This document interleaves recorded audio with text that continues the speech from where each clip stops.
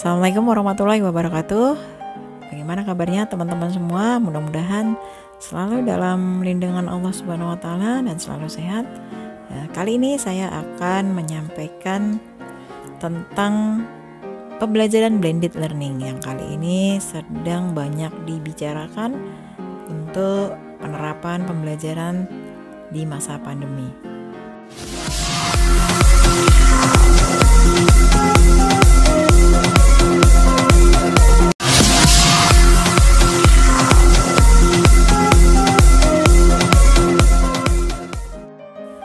Penggunaan internet dalam belajar atau yang biasa kita sebut e-learning semakin hari kian diminati oleh banyak pelajar. Adanya e-learning membantu siapa saja untuk dapat belajar tanpa mengenal waktu dan tempat.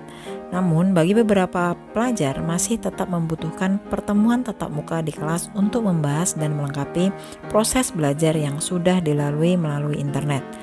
Hal tersebut yang disebut dengan blended learning. Sehingga pengertian dari blended learning itu sendiri adalah metode belajar di mana proses belajar tatap kelas terpadu dengan proses e-learning secara harmonis. Selanjutnya, kita lihat bagaimana blended learning ini terbentuk. Belajar dalam kelas dan e-learning masing-masing memiliki kelebihan dan kekurangan. Hal itulah yang mendasari terbentuknya metode blended learning. Seperti contoh, kekurangan belajar dalam kelas cenderung terbatas dengan tempat dan waktu. Tetapi kelebihannya dengan bertemu guru, para pelajar dapat langsung mendapat feedback dari guru tersebut atas pencapaian yang sudah mereka lakukan. Begitupun sebaliknya. Belajar menggunakan internet memang tidak terbatas tempat dan waktu, tetapi tidak ada guru yang mendampingi. Peserta tidak langsung mendapat feedback dan cenderung mengalami salah pengertian. Maka dengan dipadukannya kedua metode tersebut, blended learning dapat menjadi jawaban untuk metode belajar yang menjadi tren di masa kini.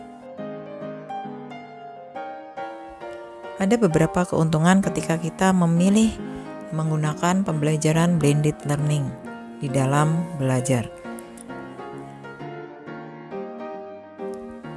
Yang pertama, dengan menggunakan metode blended learning, pelajar tidak harus setiap hari datang ke kelas. Jadi, untuk pembelajaran dengan menggunakan metode blended learning ini lebih fleksibel.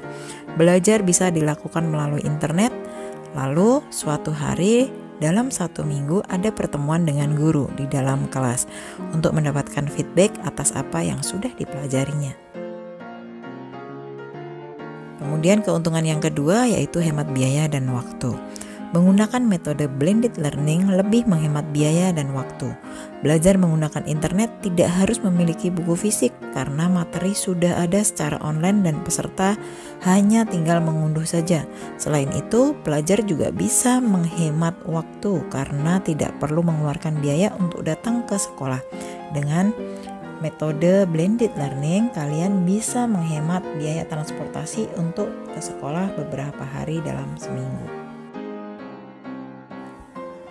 Keuntungan yang ketiga, materi lebih interaktif. Materi pelajaran yang disajikan lewat internet dibuat menjadi media-media interaktif agar lebih mendetail dan menarik perhatian siswa. Media belajar tersebut bisa digunakan sesuai dengan cara belajar masing-masing siswa. Contohnya dengan melalui video interaktif, video penjelasan dari guru, podcast, dan materi tertulis dalam format e-book. Semua itu ditambah lagi dengan berbagai live session, online chat dengan guru, dan berbagai dukungan teknologi lainnya. Kelebihan yang selanjutnya yaitu efektif dan efisien. Setiap siswa memiliki cara belajar yang berbeda satu sama lain. Ada siswa yang nyaman belajar di pagi hari, sore hari, atau bahkan belajar di malam hari sambil bersantai dan mendengarkan musik. Ada juga belajar yang lebih nyaman belajar di kamar sendirian, di warung kopi, atau di ruang kelas. Dengan begitu, menggunakan metode blended learning ini, siswa dapat mengatur sendiri waktu dan tempat belajarnya. Nah, demikian tadi adalah penjelasan dari pembelajaran blended learning. Setelah kita memahami bagaimana pembelajaran blended learning itu, sepertinya pembelajaran ini akan menjadi metode yang menyenangkan dalam pembelajaran.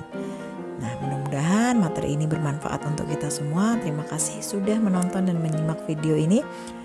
Saya akhiri, wassalamualaikum warahmatullahi wabarakatuh.